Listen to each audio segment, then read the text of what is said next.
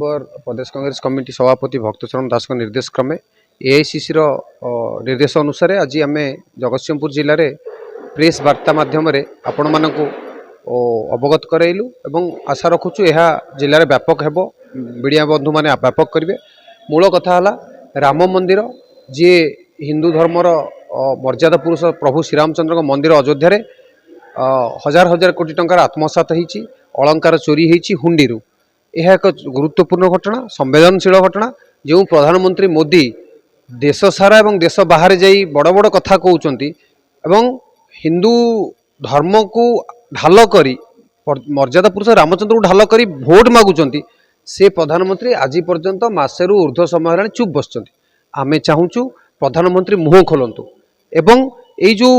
घटना होती गुरुत्वपूर्ण घटना संवेदनशील घटना आपको सुप्रीम कोर्ट द्वारा न्यायिक तदंत करा जाऊ supreme court monitored judicial inquiry करा जाऊ। तृतीय दाबी आमर रही जो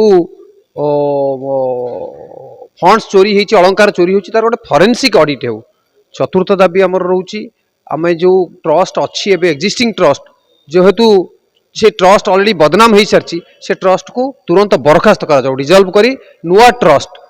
किसी साधु सन्त को नहीं किसी ऑफिसर मान को जो मानकर क्लीन कैरेक्टर एवं जो माने डायनेमिक डोमेन नॉलेज अच्छी से मानू नहीं गोटे सुंदर ट्रस्ट करा जाऊ। एवं पंचम दाबी आमर जे ये जो क्षयक्षति होती ताकू